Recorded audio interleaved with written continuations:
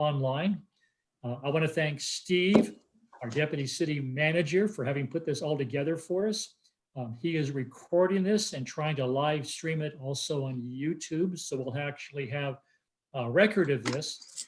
The reason that might be important is that residents who couldn't make it this morning or want to come back and look at this, there'll be a record of this. And I think the people who will be speaking today are really important members of our community and our leadership who are doing immense amounts of work to make this a safe place for us. And so we're going to get an opportunity this morning to have each of them talk. Now, it should be kept in mind that any one of these speakers could spend well over an hour by themselves going in depth about the things that they're doing here, both in the valley, the county, and here in San Ramon in particular.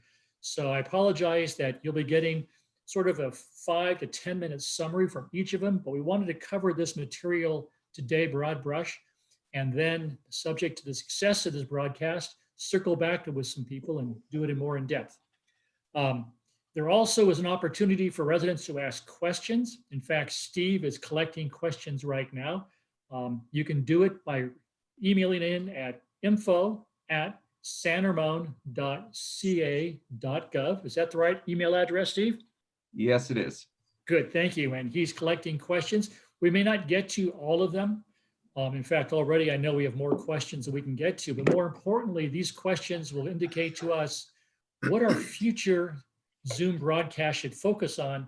And these are good questions for us to have. So please, both during the broadcast and afterwards, send questions to that so we have an idea of what's on your mind and what's important. I'd like to introduce our guest speakers and first off, who will start, but let me go through each of you first and then we'll start with the beginning. Is our city manager, Joe Gorton, who can wave his hand so we know which. And Joe is our lead emergency officer. He is in charge of the city during any emergency and is doing a fabulous job, and we'll circle back to him. Our police chief, Craig Stevens, will be talking to us next and what's going on in terms of public safety. County Supervisor, District 2, Candace Andersen, will be talking after that. We have our fire chief, Paige Myers. Hello, Paige. You'll be talking about the things that are going on with our first responders. And we're going to finish with Ann Lucia. Ann is the CEO of our hospital here in San Ramon, and she has some valuable information. She gets lots of questions, and she enjoyed the opportunity to share with us things we should know about what's going on health-wise and with our hospital. So without, as I say, any further ado, I'd like to turn this over to our city manager, Joe Gorton. Joe, I'll give you a sort of a little heads up if you're getting close to your end of your time period, if that's okay.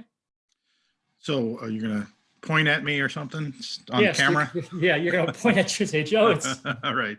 Well, thank you, Mr. Mayor. I'm actually not going to take a whole lot of time because we are well into this pandemic. And, as you know, the county has issued the second set of orders that are more restrictive. I'm sure that some of the other speakers can better discuss that. I know Supervisor Andersen is completely involved in the county side of it, which is really kind of on the forefront of this pandemic issue. You can go to the City of San Ramon's website. We have a comprehensive web page that's constantly updated and tells you the state of the city when it comes to the many different impacts that this not only the pandemic but the health order has. We have a pretty exhaustive frequently asked questions, and we also have links to both the county, state, and federal CDC guidelines and some of the issues going on there. So I want to give some time to our Parks and Community Services folks as well as our Public Works folks to let them give you a brief overview of what's really going on in their areas. That's the major impacts. And then as well as Chief Stevens can, I'm sure, speak to some of the issues that are going on from a public safety standpoint. So without, I'm happy to take any questions, but at this point in time, I think I want to push it down to each of the department level experts to briefly speak on issues in their areas.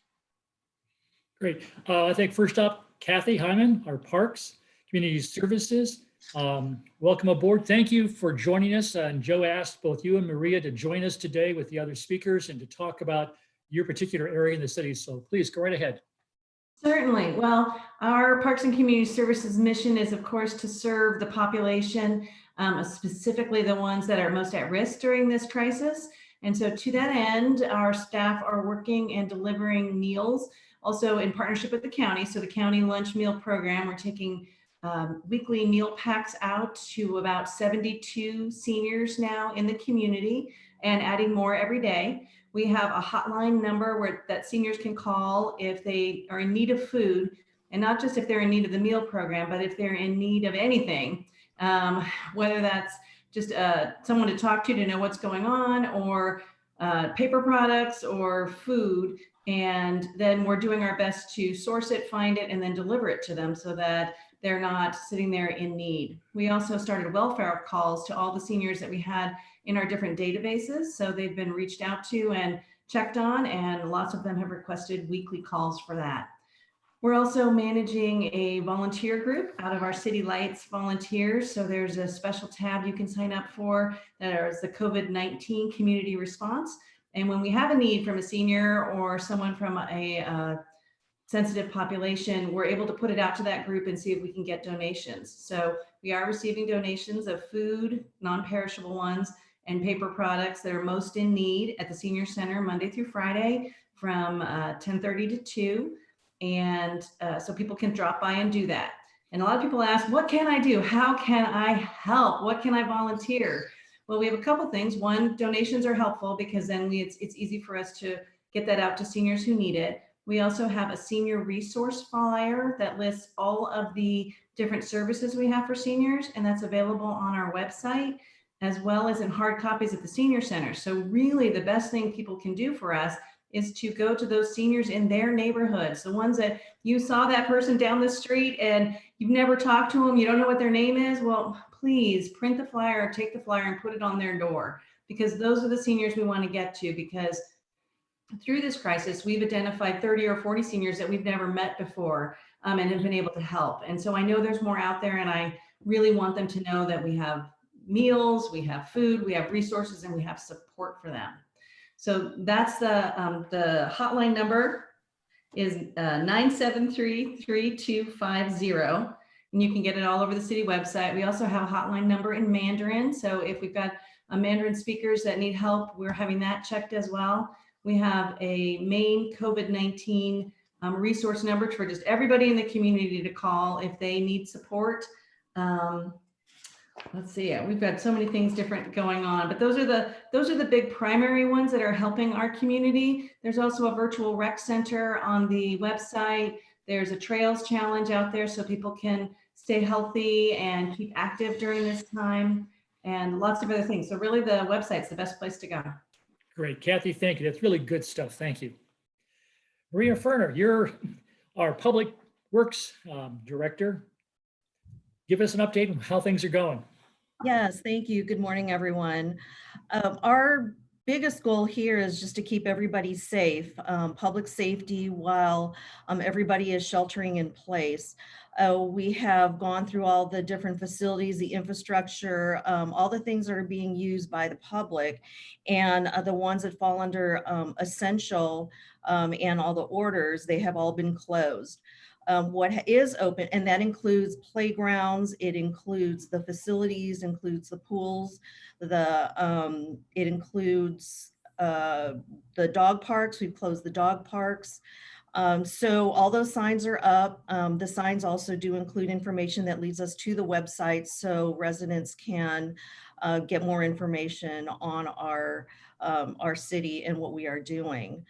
For areas that we want to encourage the health of residents who want to get out, we do have a number of signs out that just reminds residents of the social distancing. So we keep those signs up and we're monitoring them. So with our staff that we have assigned dealing with all the essential services, it is just to monitor the parks, the playgrounds, the trash. We have noticed the trash increase due to a lot of residents staying at home and just going about. So we are monitoring that and adjusting our staffing accordingly. So our basic job is just to make sure that we are keeping everything safe. We do answer all of our calls that come in, the CRMs, that residents have a lot of concerns about different things, whether it's tennis courts or seeing trash overflowing, and we are responding to all of them. Great. Thank you, Maria. Chief Stevens, public safety, our first and foremost priority in the city. How are we doing? Morning, Mayor. Good morning, everyone. We're doing really well in the police department. And of course, there goes my light. First and foremost, it's very important with our police officers and certainly with our firefighters that, we keep our first responders healthy. And I'm very happy to report, and I'm going to knock on wood in my office, that right now we are completely healthy in the police department. We're fully staffed, have no issues, and that's important because we need to be able to provide public safety to our community. So we're really, and I know Chief Meyer's doing the same for his folks, doing everything we can to keep our first responders healthy. We have made a schedule change to our patrol division, which has given us the capability of increasing staffing per team. And it eliminates cross contamination or exposure between teams. And if worst case scenario happens, if we did have a team that were to become infected, or we would need to quarantine that team, we would have the ability to pull them out and implement another team. So as far as our schedule goes, we're very well leveraged to deal with issues that may present themselves. My folks are maintaining great attitudes. They understand the situation that we're in, and very proud of the way that they're responding to the situation that we're in right now. As far as our personal protective equipment, we are well stocked as far as masks, gloves, face shields, isolation gowns, Tyvek suits. So we're looking very good as far as our PPE inventory goes. Again, we're encouraging our staff to use those liberally to make sure that they're staying safe. And we're constantly obtaining those materials from the county when they're available, but we're in very good shape as far as our protective equipment goes. We're trying to handle as many details as possible via phone calls. Again, trying to limit face-to-face exposure from our officers to the community. So for the most part, unless it's a fairly serious call, in progress type calls, we're trying to handle those via phone calls. And as of yesterday, we've started offering a service of actually using the Zoom platform, the same platform that we're using here this morning, to where if community members want to make a report via Zoom or an exchange of information, they have that ability as well.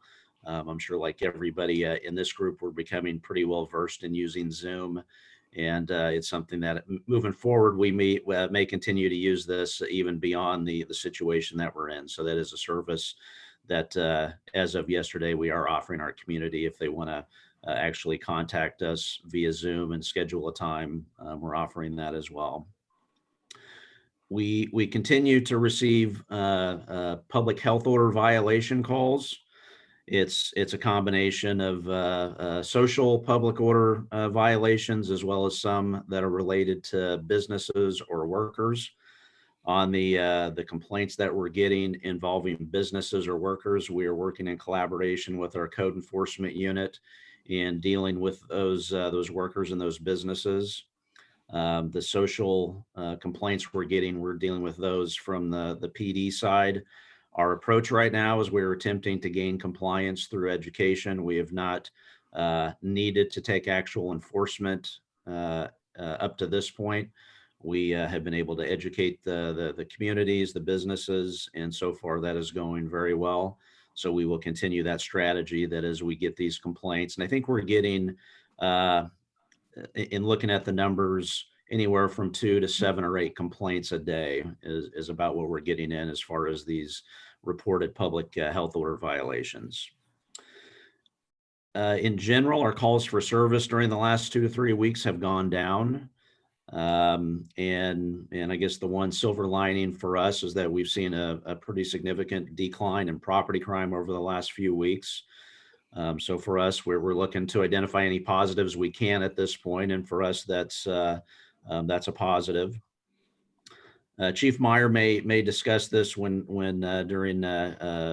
he's speaking, but our dispatch, they are screening calls as they come in for both police and fire, and trying to just gather some information. And the purpose of that is so that our first responders, when they're going in, they're trying to determine if they're going into a situation where there may be some sort of health risk, to make sure that they are prepared for that via maybe donning of personal protective equipment, things like that.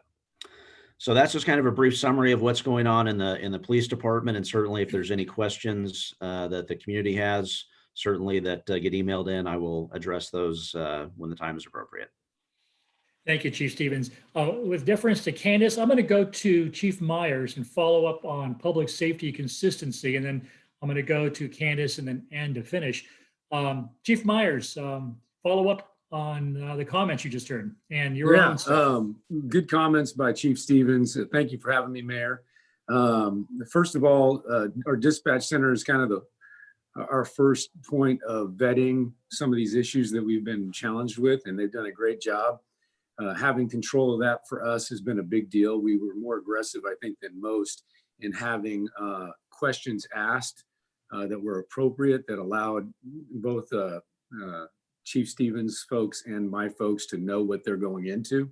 And so very early, we were aggressive on all the questioning that you would think is kind of common sense. Out of country travel, temperature, just everything that would be give us an idea where somebody is as far as these calls are concerned. So that has been a big benefit for us. So I'll leave that there, but a lot of credit goes to our dispatchers and our dispatch center. As far as the fire district's concerned, I think probably similar to what Chief Stevens experienced, we had a big spike in calls, obviously, as we ran up to the shelter in place. We were a transport agency, so our firefighters transport folks to the hospital. And so what we saw really the weeks leading up to the shelter in place and the first week of the shelter in place was a real spike in calls and transports. And then in last week, we came down about 70% in transports. Jeez. So when you're looking at the numbers for us, this shelter in place has been a big deal. And then the anxiety, I think, of the testing process and us getting that right, which takes a little bit of time, obviously. I think that has caused us to have less transports and less anxiety from the community. Also, I mean, I say this tongue in cheek, but when people have to stay home, silly things don't happen. So our call volume is down for obvious reasons there as well. But I would just like to make a few comments just for statistics for the folks out there in San Ramon. We did run here in the city of San Ramon the first COVID-19 death. I'm sure folks may or may not know that in the county. So San Ramon was the first in the county. We have had a total of, we ran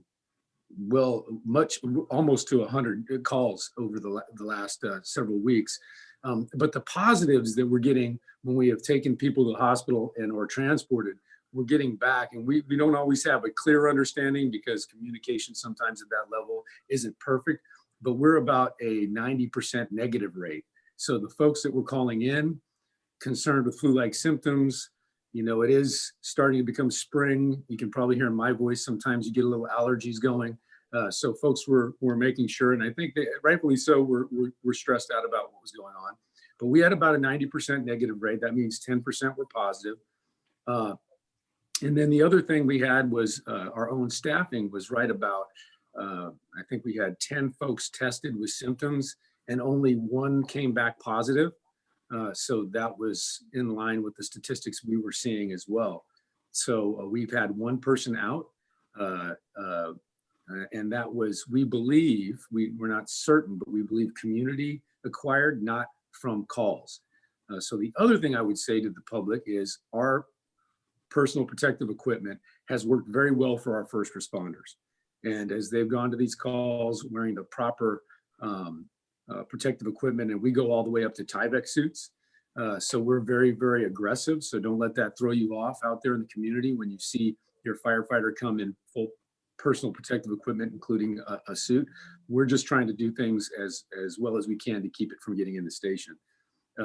So that has been very effective. And then also what we've seen statistically in the fire service, when we've, at least in our county and surrounding counties, when we've heard of firefighters acquiring this COVID-19, a lot of it, because we live with each other, is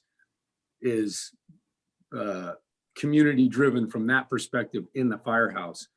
So that was really big. And I just bring that up for this reason. At the beginning of this, we had a lot of stress and anxiety, not only from the public, but from our own folks. I mean, they're worried about what they're bringing home to their families.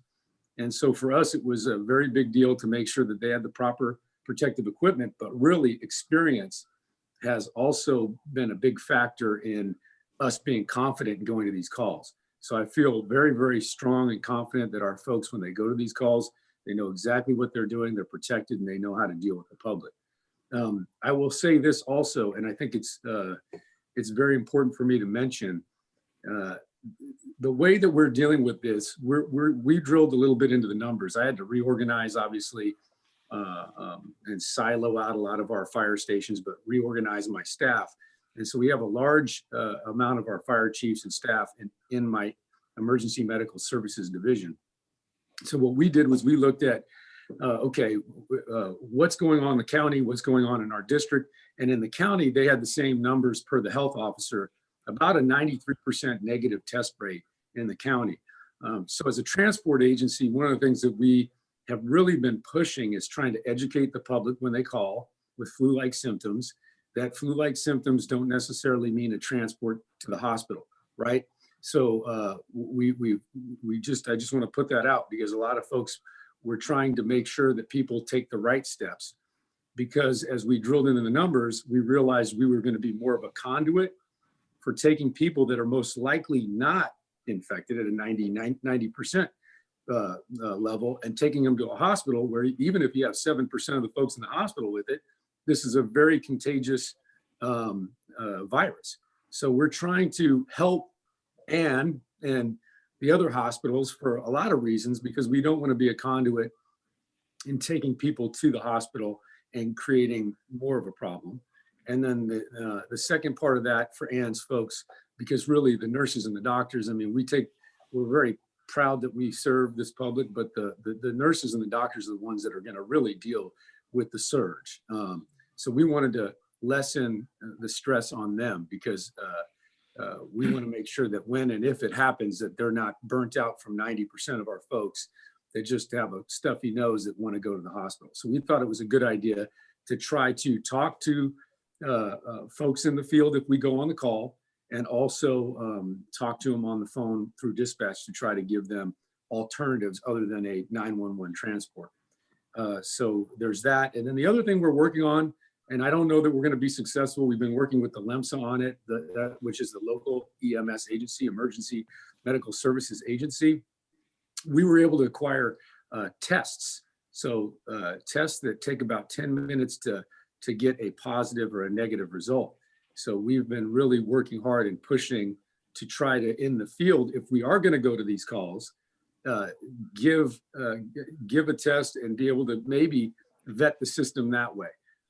It's not FDA approved, the test that we acquired, but we are trying to see what we can do with the LEMSA, because we feel like we're not going to be a conduit. Let us be a part of the solution. So we're working on that in our area, or I mean in our district. I'll stop there. I got a ton to say. I'll leave it at that, but I just would like to thank the community for being understanding during these times. I'd like to thank the folks out there that are working hard in the streets, and the doctors and the nurses, obviously.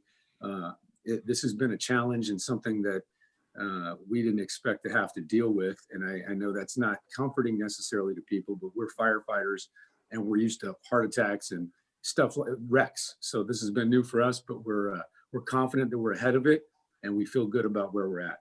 So thank you. Doing a great job, Chief. I appreciate that. Candace, I'm going to go to you next. And as a reminder for folks who have questions, you can send the questions into info@sanramon.ca.gov. Candace, the county is on the front lines. You really are the lead agency when it comes to reporting information, your county health department taking the lead.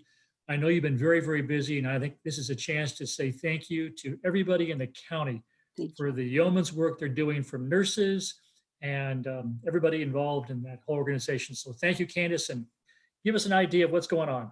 Absolutely. And first, I want to thank you, Bill. I want to thank Joe Gorton, your city manager, Chief Stevens. You are doing an amazing job getting the information out to the citizens of San Ramon. Chief Meyer, you guys are doing a fabulous job in your emergency medical response. And to all of you who are watching this, thank you for cooperating with the health orders. And it's a challenging time. It's a stressful time. We do have a lot of really, really good information on the county's health website, and it's www.coronavirus.cchealth.org. And we launched a new dashboard yesterday, which has so much more information than previously. Currently, we are about 276 cases as of yesterday at 1 p.m. But as Chief Meyer pointed out, and now we have this on the dashboard, with the testing we've done, we have administered 4,083 tests that we have had reported to us. And so that is just under 7% of those who have been tested actually have the coronavirus. And one of the things that we do have on our new dashboard is this really great chart that says, here are your symptoms. Is this a flu symptom? Is this a cold symptom? Or might this be a coronavirus symptom? So go to the dashboard, look at that when you're concerned about something you might be experiencing. Currently, we have in the county 31 in the hospital that are hospitalized. We do have others being investigated. We have had 3 deaths. And unfortunately, the number of cases we expect to spike today. And at around 11 a.m., we will be issuing a press release about one of our skilled nursing facilities where we have seen numerous cases. You'll get more information about 11 a.m. It's not in San Ramon, but within the county. We do have new guidance that comes out. We had a new health order that was issued this week. And we want to say basically every city in Contra Costa has COVID-19. And I know a lot of people have asked me, well, why aren't you doing a heat map? Why aren't you telling me, which neighborhoods are the most hard hit? It doesn't know socioeconomic boundaries. It doesn't know city boundaries. Definitely we have community spread. It is everywhere. It's, as my staff was telling us this morning, our health staff we do a 7:30 a.m. briefing every day. It is full, unabated community spread. So don't let your guard down. Keep doing what you're doing. Some of the new guidelines that have come out will take us all the way through May. Be prepared. It's going to probably go beyond May. Right now, we are anticipating our surge at the end of April, but it very easily could go into May, and we are preparing for that. Some of you may have seen on the news yesterday, we did fully get Craneway Pavilion in Richmond as an alternative care site. We've got 250 beds there ready to go. It will include some low-level COVID-19 patients who can't be taken care of elsewhere. It will be covering other individuals who are ill, and our health officers are actively researching other sites that have been offered up as potential sites. For a while, we looked like we were going to be using Alhambra High School in Martinez. That site doesn't have the same capacity of others, and so we're now looking elsewhere. We're doing a lot for our homeless right now. We are trying to thin out the population at any of our shelters. We are renting motel rooms for them, but having on-site care providers there as well to help those individuals. We are isolating those who might be more in danger because of their health or because of their age. Similarly, because when you have people living together, it's dangerous, our jails. So we have reduced our jail capacity right now is about 2,000. We've reduced it below 45% of that capacity. We are having almost no new bookings. Anyone who is being booked into our jail has to have committed a very serious felony and for the protection of the public. Those that are remaining in our jail are there because it's not safe to release them into the community. And we are doing regular testing of everyone, whether they're showing symptoms or not. We're taking temperature tests. If someone is booked, they're being isolated from the rest of the population for 14 days. And currently we've only had one of our detention officers out in West County who's tested positive. We've tested other people who came in contact with him, and it's not showing that we have any additional cases there. We are still lacking in equipment, and we have our whole emergency operations center up and running, and we are acquiring new equipment where we can. Right now, one of the things that we do have a shortage of is gowns, and so we're looking for waterproof gowns, and we appreciate that San Ramon City Hall is doing an additional drive Monday and Tuesday of next week from 10 to 2. That one, we're still looking for eye protection, goggles or shields. We're looking for antibacterial disinfecting wipes, the N95 surgical masks, and then the waterproof gowns. And one of the things we are issuing an advisory we started yesterday, is to start wearing a mask in public, and don't use the great N95 mask, use a cloth mask, a bandana. In large part, it's less to protect you, it's more to protect other people in case you have the COVID-19 virus and you don't know it. And that's one of the problems with this insidious virus.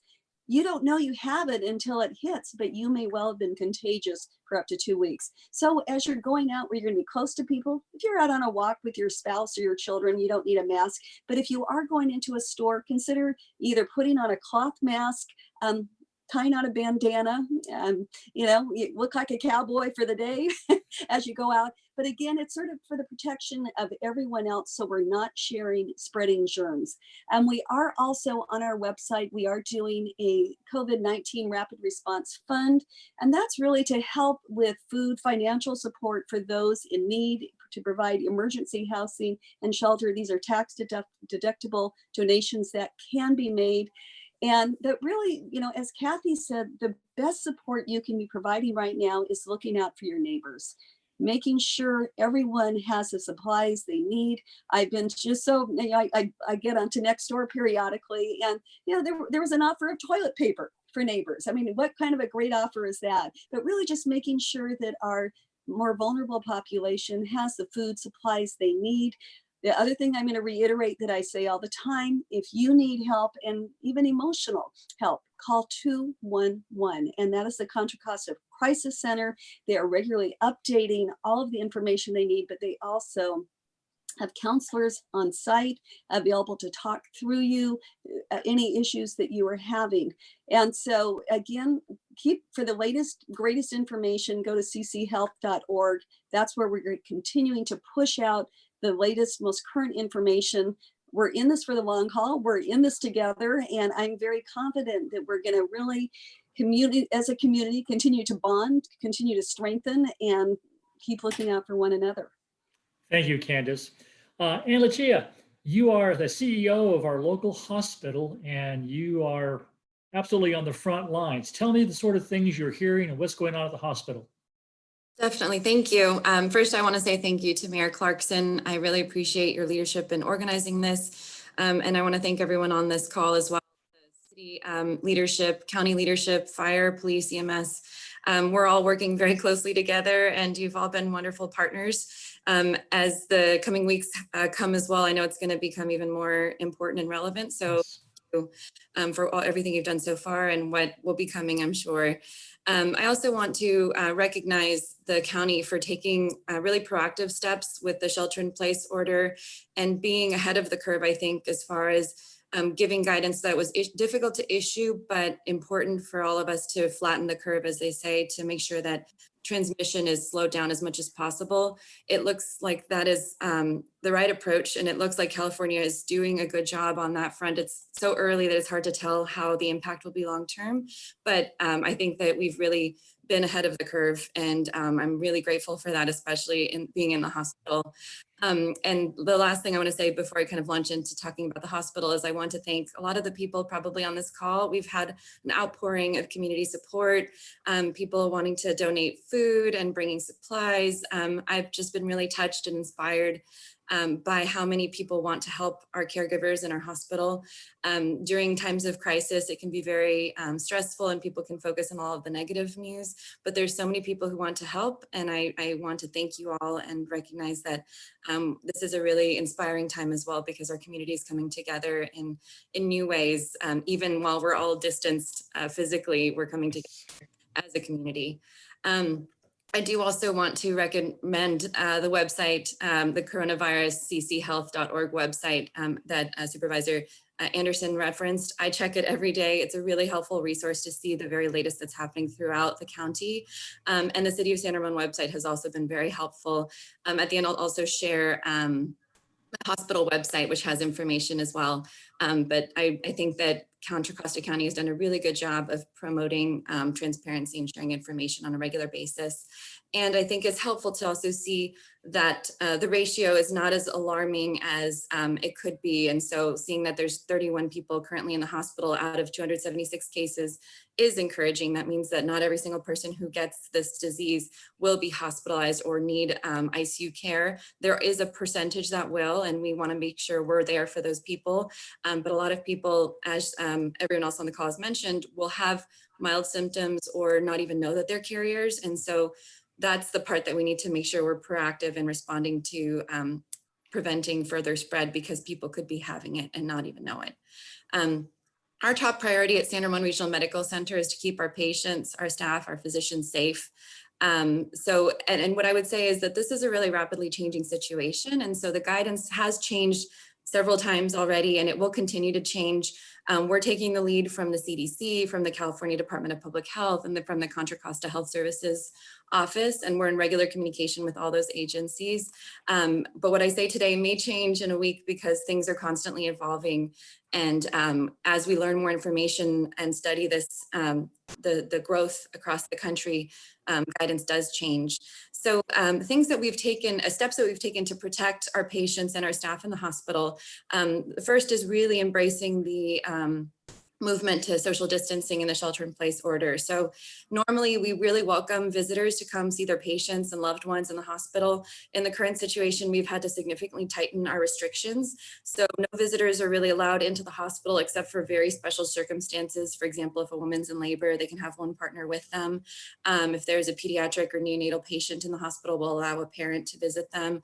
And if there's really critically ill or end-of-life situations, we will accommodate visitors, of course, for those situations. But for the most part, it is a very challenging thing to have loved ones in the hospital and not be able to visit. But this is one of the ways that we are creating more space for the caregivers to do their work without having as many outside people coming into the hospital who could have it without knowing. We've also implemented universal masking in the hospital. So all of our staff are being given procedural masks or ear loop masks that they can wear, even in non-clinical areas. I'll talk a little bit more about PPE later, but this is another way for all of us to be protecting ourselves and each other, because if I have it and I don't know it, but I'm wearing a mask, I won't pass it on to the person next to me. And that's very much in line with what the county is talking about and what many other hospitals around the country are doing as well. We've had to pause our volunteer program and our student shadowing programs, and we've really asked all non-essential vendors not to come to the campus at this point, just to reduce the amount of traffic and number of people coming in and out of the buildings. We've moved a lot of our large meetings to virtual meetings just like this one, and we're allowing some of our non-clinical staff to work from home. Obviously, we're an essential service, so our clinicians and everyone else have to be in-house as usual. We've really restricted access to the hospital in terms of entrance points. So we have only 2 entrances now now, the main lobby and the ED entrance. We apologize for the inconvenience. Usually you can access us through many more points, but we want to make sure we're limiting our access points so we know who's coming in and out of the hospital. All visitors and patients are being screened with questions about their health and symptoms, travel history, temperature. We're also screening our employees daily for symptoms so that we can identify anyone who may have it, even if it's community acquired. We want to make sure we can prevent them from working in close proximity with others if they're going to potentially be contagious. We have been working with a lot of the agencies locally to prepare for a potential surge. Right now, as Chief Meyer referenced, it has been a quiet period and it sort of feels like the calm before the storm. And so we're using this time to really prepare as much as possible. We have set up a tent outside of our emergency department that will be used for screening and testing patients should the need arise and should the surge of patients be there.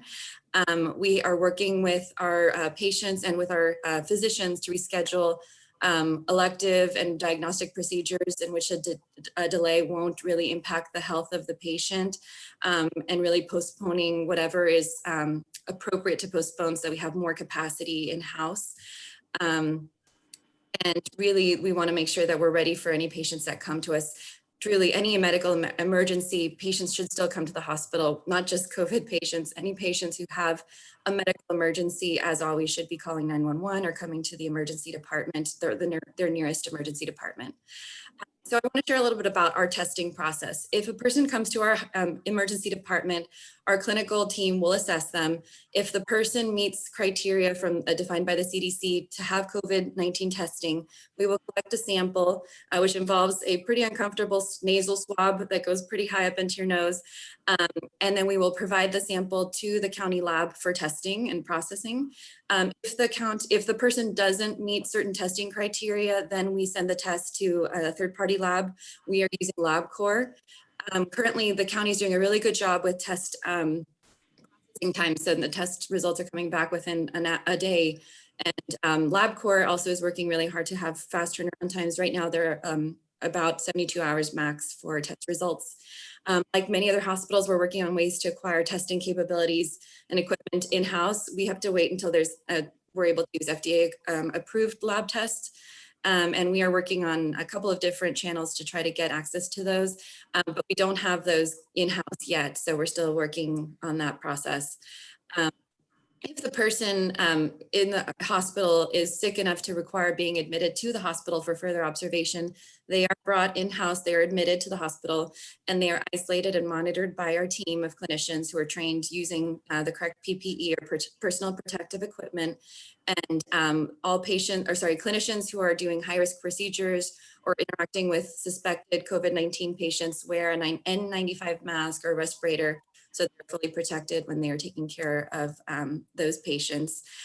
If a patient who comes to the emergency room doesn't need to be admitted, they may have mild symptoms, but they don't need hospitalization. They're given educational materials, and then they're advised to self-isolate and monitor their symptoms at home. And one of the things that I get a question about frequently is what's the difference between isolation and quarantine? So I'll do a quick distinction between the two. Isolation means separating a person who is sick with a contagious disease like COVID-19 from the rest of the people who are healthy. Quarantine means separating and restricting the movement of people who are exposed to a contagious disease to see if they become sick. These people may have been exposed to the disease, but they don't know it, or they may have the disease, but they don't show symptoms. So if someone in our hospital is sent home, because they don't need to be admitted, they will stay in home isolation from the rest of the people in their household. So that doesn't mean mingling regularly with the rest of the family. It means isolating themselves from the rest of their residents in that household until a couple of criteria have been met. Either at least 7 days have passed since their symptoms first appeared. They've been fever-free for at least 72 hours without the use of medication, and that they have their symptoms like cough or shortness of breath have been resolved. So we want to make sure that those things have all been resolved and cleared before they start mingling with the rest of their household, just to protect the rest of the household if they haven't already been exposed, if they don't have it yet. I want to talk a little bit more about some of our surge preparations. So in the event that we have positive cases in a surge, that need to be hospitalized, we do have plans in place to continue providing safe care. We have adequate supplies of personal protective equipment for our staff and our physicians. We are tightly managing our inventory and adding to our supplies from a lot of different suppliers so that we can keep up with the burn rate, because people do use a lot of PPE when they're caring for patients who are suspected of having COVID. We are increasing our capacity, as I mentioned before, by postponing a lot of the elective and non-emergent cases. We are repurposing existing space within the hospital so that we can maximize capacity if we need. Right now, we have no need to do that, but if the need happens, we're ready to do so, including there is an overflow wing in our hospital that is currently vacant that we can open up to accommodate additional patients should the need arise. And we are working on our ventilator capacity. We have a number of ventilators, many more than are currently being used in the hospital, and we are getting some more on the way as well. As far as our people, we're finding new ways to work with our best resource, and our best resource are our people, our staff and our physicians. So we've established an internal labor pool, and we've begun reorienting some of our staff to be able to work in other areas of the hospital from where they normally work. For example, this is kind of a hypothetical, but you could have an OR recovery nurse who is being reoriented to treat patients in an inpatient setting.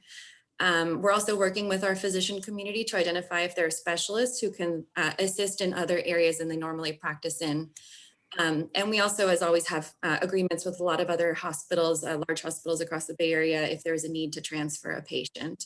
I get the question a lot about how the community can help.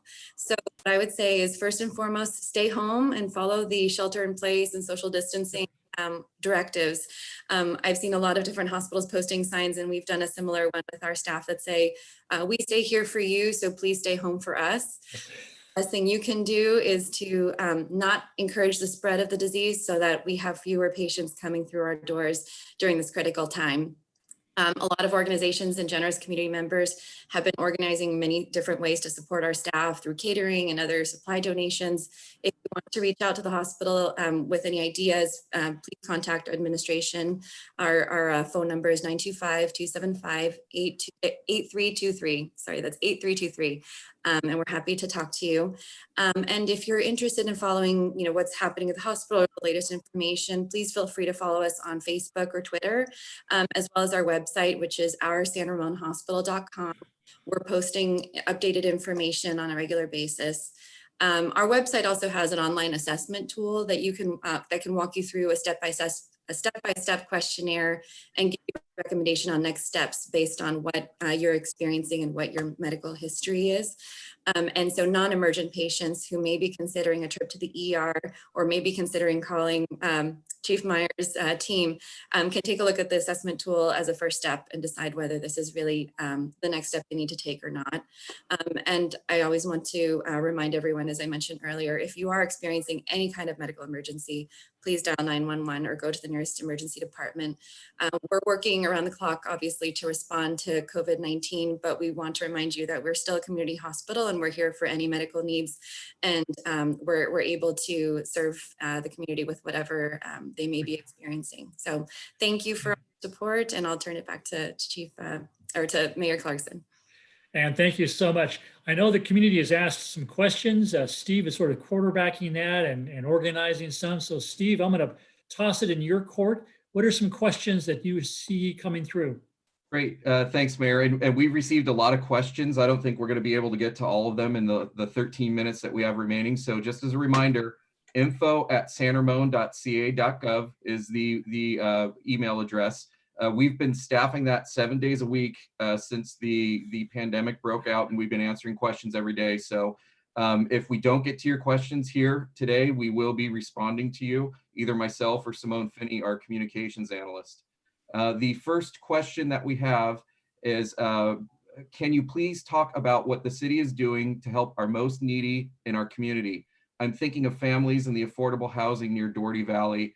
And also, is there any way to identify seniors and disabled adults who may need help? Well, Kathi, you've kind of talked about that a little bit already. Mhm. Yeah, that is why we have set up the different hotlines to try and get a way for people to contact us. So there is the senior hotline, and then there's the regular hotline as well. And I have to grab the number so I can tell it to you on here. The regular hotline number for just anybody who needs support or needs some assistance is 973-3240, and we will then assess what their needs are and see what we can do to help them. We are actively trying to reach out to those people in the community that have needs, and so that's really one of the best ways to get there. The other thing I didn't neglect to mention, which goes to the county, their Meals on Wheels program is still in full operation, and they are there also to support those members of the community. So if we get word that someone needs that, we will hand that off to the county to assist in that way too. And if I could just add, if someone feels they do need help with food, calling 211. They do have direct contact with all of our food providers. Besides Meals on Wheels, White Pony Express, I spoke to Tom Tanaka yesterday, who heads that up. They do have up to 100 meals that they can share with providers who can get meals out to people. So 211 is an easy number to remember as well. Great. Steve. All right, the next question, how many San Ramon businesses are closed versus how many businesses are remaining open because they provide essential services? And might list the city's website, the restaurants providing takeout? I can answer the first part of that. We don't track statistics at this time of closed versus open businesses, but I do want to share our website very quickly. And for those of you who've called in, you can watch this on YouTube directly after the meeting if you don't have access to video. But if you go to the City of San Ramon webpage, on our homepage, there's a link here, and it's to our COVID-19 updates. You click that link, it's an annex for all the information that we are receiving from whatever agency, and also for the City of San Ramon. I'm not going to go through all this again. This could be another presentation in and of itself, but I do want to address the question. If you click on local takeout and delivery, you will see a list of all of the restaurants in San Ramon, and it's quite extensive, of where you can order food, and it also, if you click on each one, it will provide you the menu link, the number, the hours, and how they deliver if they do have different delivery methods. So that's one of the features on our website. We also had a question of how many residents of San Ramon have filed for unemployment. Again, that's through the state. I don't believe we have those statistics readily available. Great. Another question, per the East Bay Times daily tracker, Contra Costa's numbers are pretty optimistic given the circumstances. Can you tell us whether any of the 3 deaths are in the Tri-Valley? And this might lead to a question as to, or a clarification as to how we provide that information to the public. Candace, you might want to take that and share with us why the county is using their philosophy. And it really goes to patient confidentiality and respecting that. I know one media outlet did report that one of the deaths is in the San Ramon Valley, and it was a very unfortunate tragedy. We're trying very hard to respect that, and it really goes back to what I mentioned earlier of letting you know this knows no boundaries, no geographic boundaries. You have to assume that every person you encounter may have the COVID-19, and so we're just really not sharing that data at this time. It doesn't do any good because we don't want you to let down your guard, and there's no reason for you to be letting down your guard. Thank you, Candace. All right, the next question, how can local Rotary clubs help right now? We are ready and willing, just not sure what to do. And then the coordinators can contact them directly with their needs. Joe, if I could toss that in your lap as a city manager, what do you say to service clubs and other even faith-based organizations that would like to help and contribute? So that's the wonderful thing about this community is when things like this hit, people come out of the woodwork wanting to help. We're already seeing just incredible help just amongst the neighbors, and through Neighborhood Watch, people are checking in and taking care of some of the more vulnerable communities that they're aware of. But this is also a unique situation because we have to stay home, right? And so the most important thing here is to stop or slow the spread, I should say, is to abide by the social distancing and abide by the or by the order and stay home. So that makes it a little bit more difficult. But with that being said, we do know there's needs for donations, as Kathi mentioned. So if you were to organize a donation rally for PPEs or any other item, you could get a hold of Kathi Heimann, and she can give you some more information of what the city specifically would be hopeful for. I think toilet paper is #1 on the list. Unfortunately, that's true. And then the county also, but we as a city will continue to receive donations of PPE things. So if Rotary clubs are able to organize in a way that's distant, but allow for donations, I think that would be the most significant help for us. Great, thanks.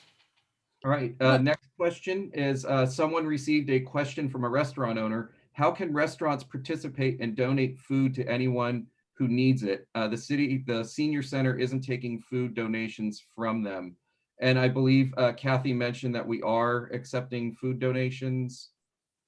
Non-perishable, because we don't have a way to store the perishable items. So at this point, we're non-perishable, and that we can get back out to the seniors more easily. I would recommend White Pony Express, which is out of Concord. They already have a method in place where they work with restaurants to take excess food, and they have controlled facilities. They're a great organization that works in concert with the food bank. So that might be a good nonprofit to partner with. Thank you. Thank you, Candace. All right, and now we have several emails that include multi-part questions. So I will read some of the questions that haven't been addressed yet, but we just don't have time to go through all of them. One of the questions starts off with a statement: testing is the way of a lockdown. Will San Ramon be doing testing? I don't know if that refers to drive-through testing or any other kind of testing methods, but if anybody wants to chime in, any additional information on that. Well, I'd love to chime in. We still have a shortage of test kits. We don't have just this unlimited supply, and it's not just the kits, but it's some of the agents, the test collection materials. And when you see that we have less than 7% of those being tested actually have the coronavirus, we are really trying to preserve those for unique situations. And we don't want to just test all healthy people. Congregate care facilities like skilled nursing homes, like our jails, like a homeless shelter, there we do want to do that random testing of healthy people to make sure it's not lying there. But right now, it's not going to be readily available unless some of these new technologies, Paige mentioned, Chief Meyer mentioned, some things that haven't quite been FDA approved. There's a lot of that on the forefront. And once we get those instant tests, things available, maybe we can look at this, but we are still building up to the surge. And we are at the point where we really need to be very cognizant of how we utilize our resources. So I don't see that happening. However, if you're a first responder, a healthcare provider showing symptoms, we do have drive-through testing available for them. You still have to qualify. You still have to be exhibiting some symptoms or have had exposure, but we're not there yet. Steve, why don't you pick the last question and we'll do a wrap up, okay? Great, thank you. The last question would be, what is the projected impact on the lockdown on city finances?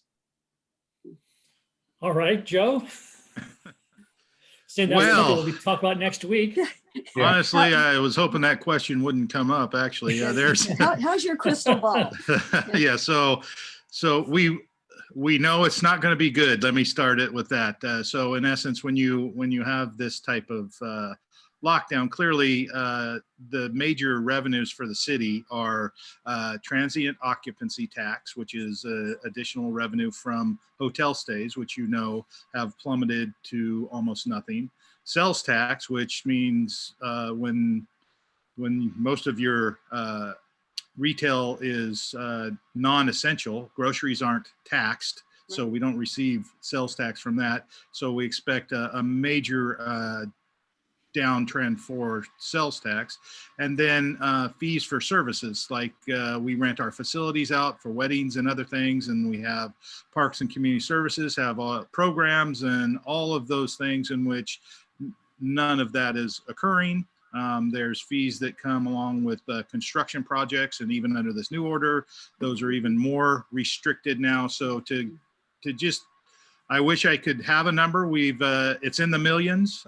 We are tracking it as best we can. We have our consultants analyzing this, and we're also looking at how this occurs in the future, what next year is going to look like, and how the economy will bounce back, because that plays a role in even the revenues for next year. So the long-winded answer that I'm giving is it's just so hard because it's such a fluid event, and we don't even know when we're going to come out of this lockdown, really. Yeah. And so for every month that we stay in lockdown, there's impacts to the budget. And as all the communities know, there's many that are out of jobs right now, specifically because of that. So we're not the only ones feeling the pain. We're in that with everybody else. And so we're going to have to work together to get people back to work, as well as manage the city budget in a way that's probably never been managed before. We'll just have to wait and see.